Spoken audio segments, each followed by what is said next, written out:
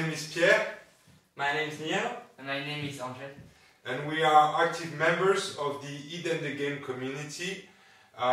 We're here today to talk about Eden the Game Burnout. So Burnout is an extension to the game Eden the Game. Gives you the opportunity to play a campaign, bigger warbands, experience points, resources, fast, furious and fun games. It's a Kickstarter starting on April 6th. And we are very lucky because we have one prototype. There's only 3 prototypes in the world, and we have one of them. But we gave our commitment to make videos of our game, of our test. We are like guinea pigs for Happy Games Factory. And we also gave our commitment to make videos in English to share this great game around the world. So this is what we will try today. Our English is not perfect. It's not that bad neither. Okay, we'll try our best anyway to share our love for this game. So this is our first game, and it's just the beginning of a campaign. Okay, so let's start with it. And the aim of this video is not to explain you how to play Eden the Game, but just focus on the battle and the logistic between 2 games. So how you gain experience, how you gain resources, and how you're going to use it. Okay, let's go. Okay, the first thing you have to do before you start a campaign is you have to build your headquarters. So you're bringing your warbands all together. You have to choose between 200 and 300 points. We chose 210 points. Here is the warband of Neo, the mutants from the Khan clan. And then we also have 210 points of Nephilim for Angel. You don't have to bring your whole headquarters to the battle every time. You have to pick points from this headquarters.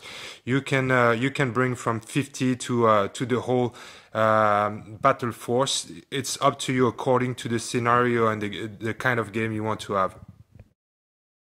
For this first game of Eden Burnout, we will play scenario 2, which is the capture.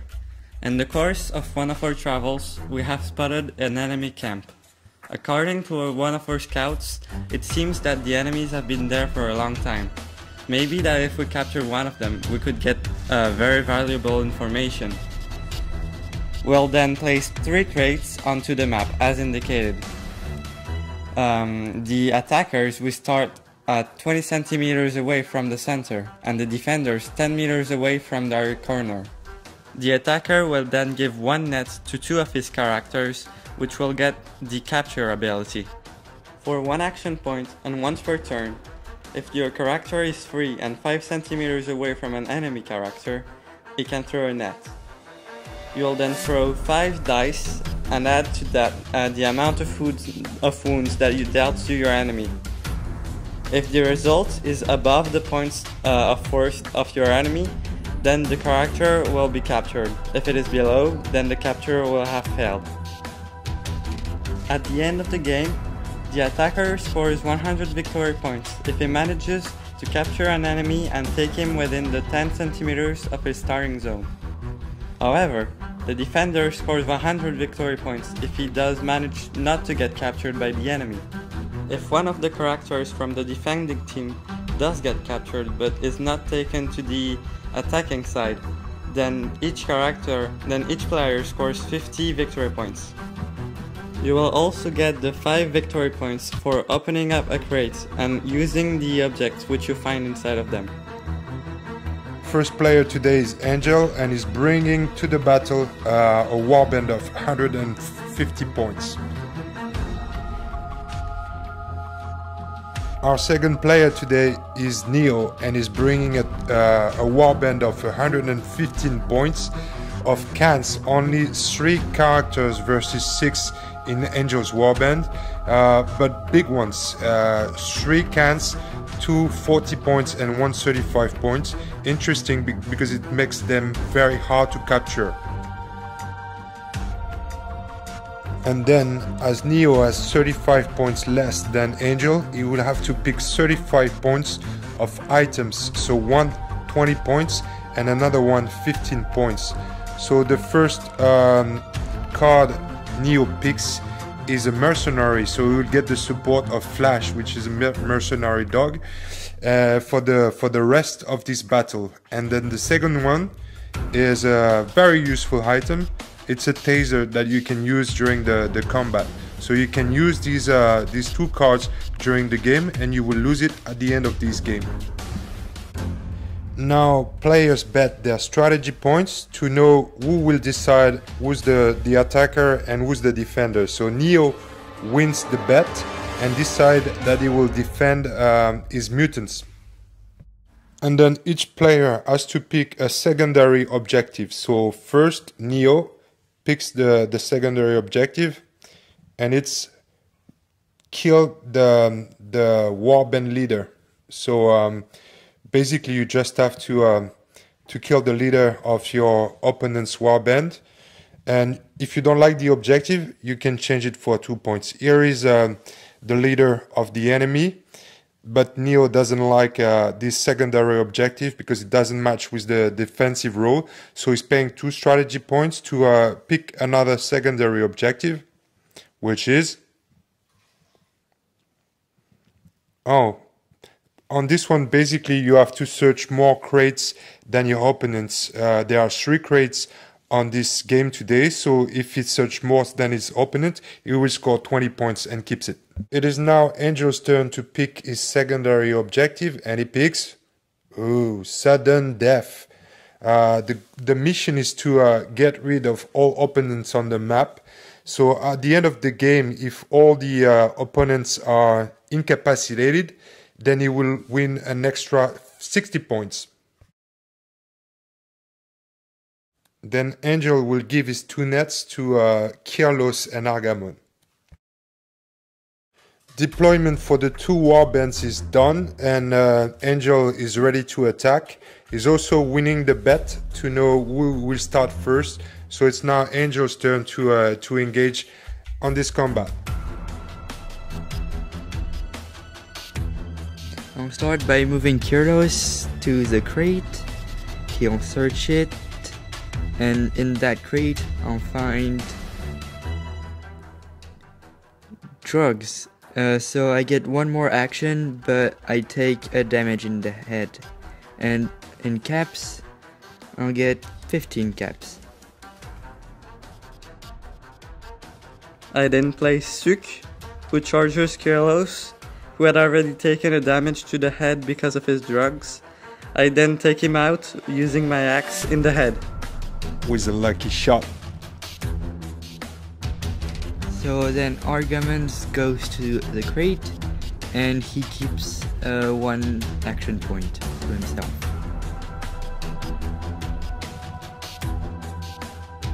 Then Yusila shoots at both of the Odval and Alag and damages Alag in the head, but not Odval.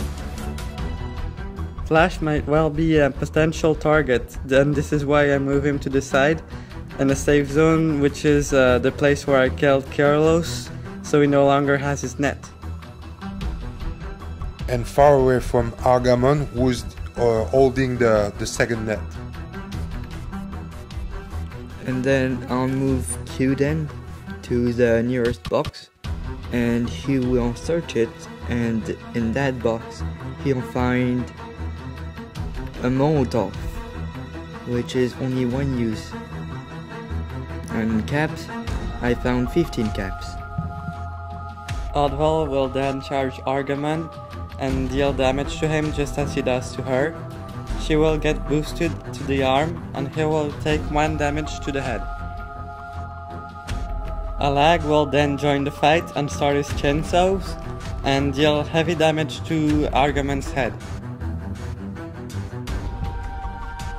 Then I'll play Master Ikfaris, which is gonna search the crate and find a flamethrower. And then I found 10 caps.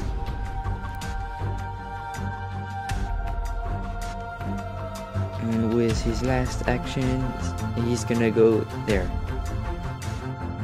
Then Antidote charges Flash and deals heavy damage to the chest. Beginning of second turn, Angel wins the best for first player.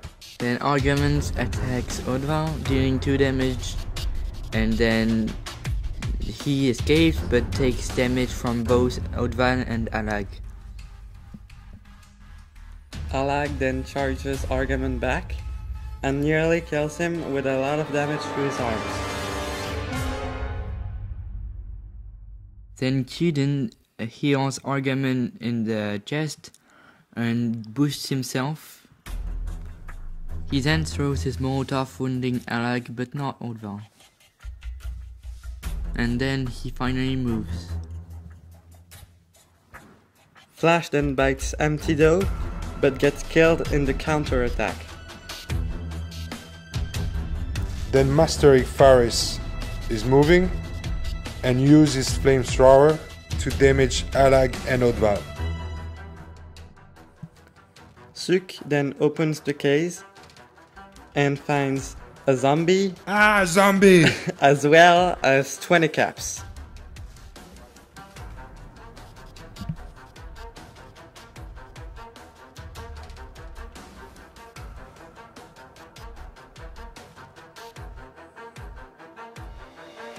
He then moves away from the zombie.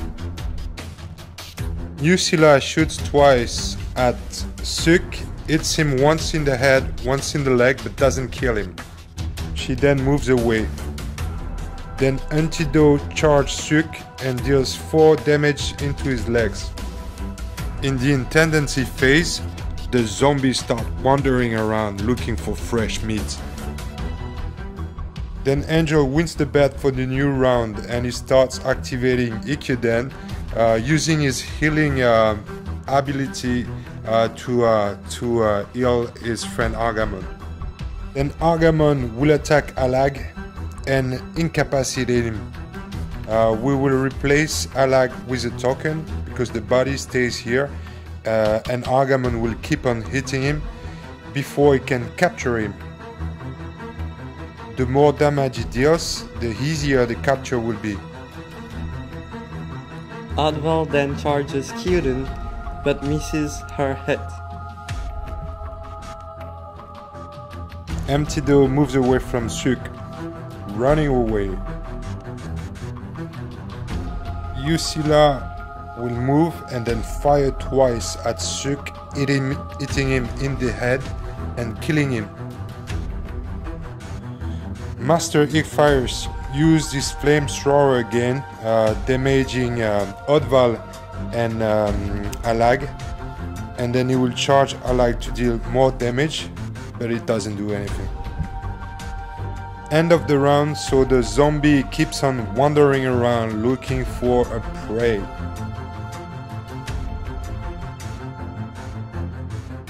At the beginning of the 4th round, Oddval goes around the building and stays there.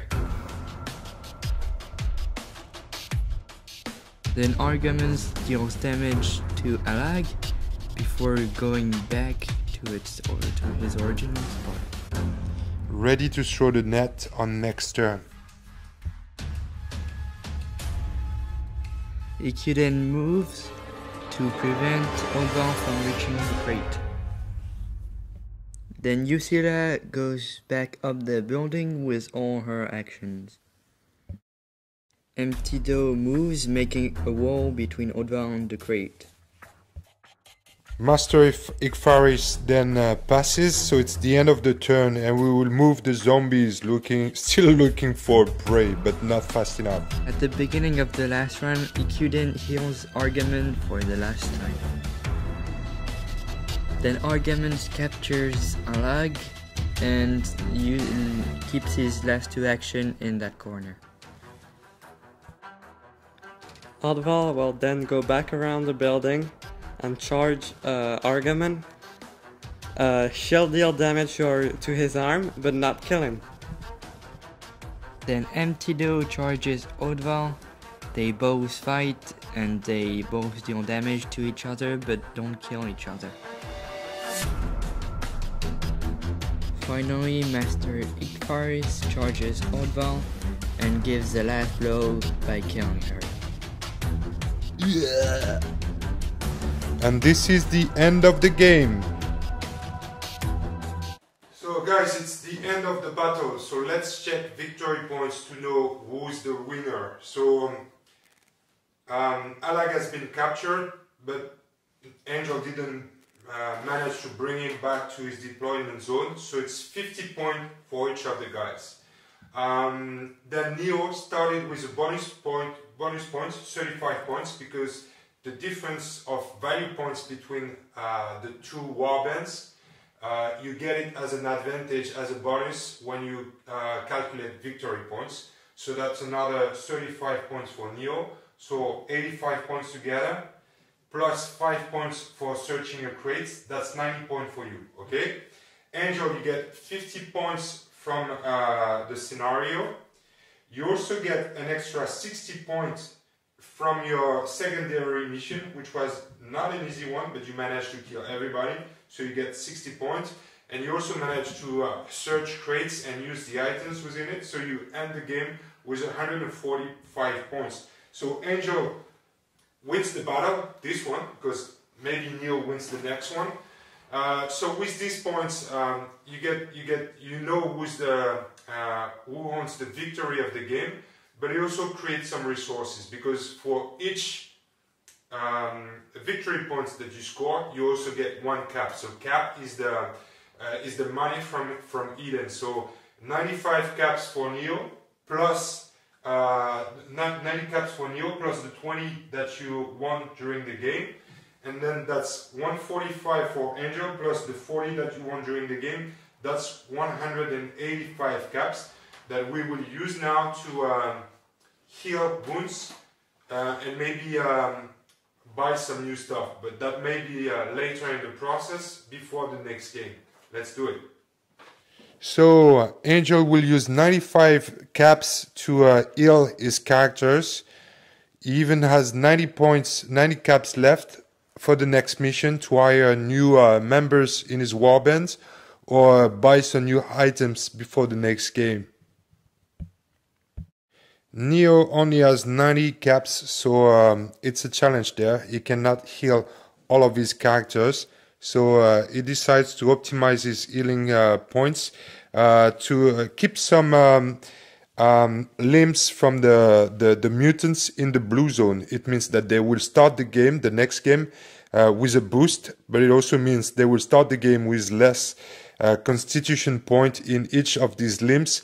Alag will have to stay in hospital. He cannot play the next game because he's really, really bad, feeling bad.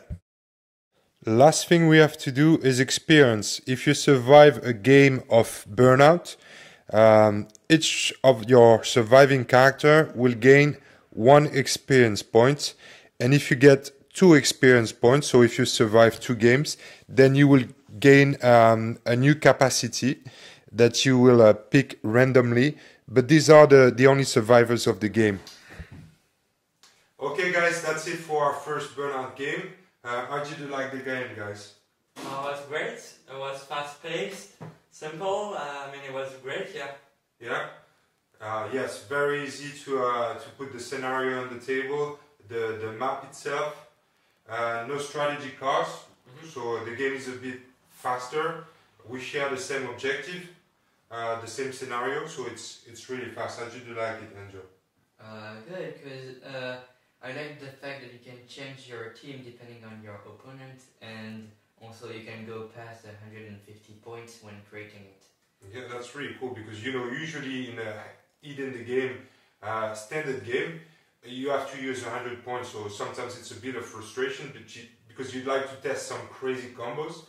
But with Burnout you can do it. You can bring as much characters on the table as you like, and you can also customize your warband according to the scenario and to your opponent, so it's great for those that like to make some crazy combos. So that's it for the first game. Everybody survived this one. Some very bad wounds for some of them. Some first experience point for some of them. So the next game might be interesting because you will see some of these characters moving forward and gaining some new capacities. So that's a lot of fun. So see you guys in the next video for the next round, next scenario, and then see how these warbands evolve. Okay? Bye bye. See you soon for the next video. Bye. Bye. Bye.